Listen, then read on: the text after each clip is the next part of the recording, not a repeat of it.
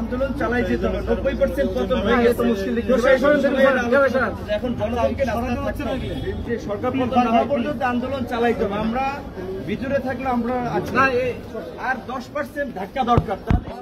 এই সরকারের কথা বলেন না, মানুষের কথা বলেন না,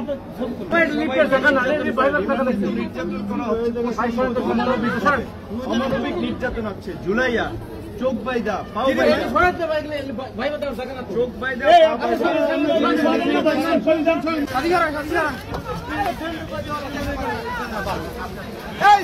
সমাধান সরকারের পদত্যাগ না হওয়া পর্যন্ত না হওয়া পর্যন্ত আন্দোলন চালাইতে হবে। আন্দোলন চলছে। 90% পতন হয়ে গেছে, 10% ধাক্কা দিতে হবে। 90% পতন অলরেডি হয়ে গেছে। প্রশাসনের মধ্যে আলোচনা চলছে। সবাই জনগণকে রাস্তা থাকে 90% হয়ে গেছে।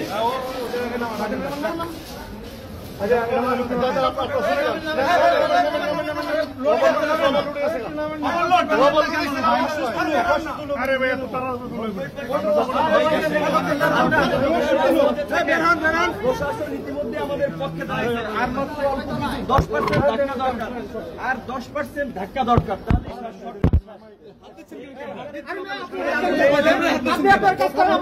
ক্যামেরা করতে দেন না। এই সরকারের কথা বলেন না, মানুষের মুক্তি নাই। পতন করতেই হবে। নির্যাতন হচ্ছে কিনা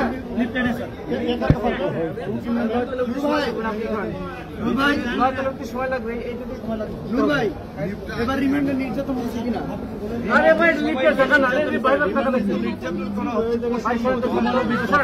অমানবিক নির্যাতন হচ্ছে। জুলাইয়া চোখ বাইদা পাও বাইদা চোখ বাইদা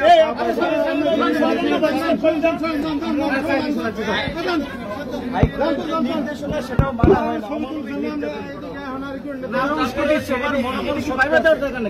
তারপরেও সবার মনোভাব আমাদের কথা এই যে সরকার পতন না হওয়া পর্যন্ত আন্দোলন চালাইতে হবে। আমরা ভিতরে থাকলে আমরা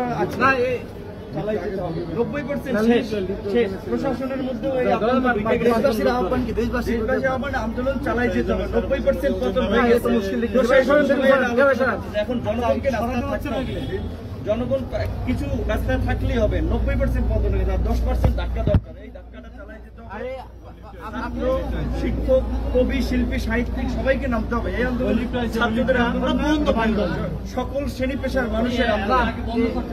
একদিকে ফ্যাসিস্ট সরকার ভার্সাস পুরো জনগণ।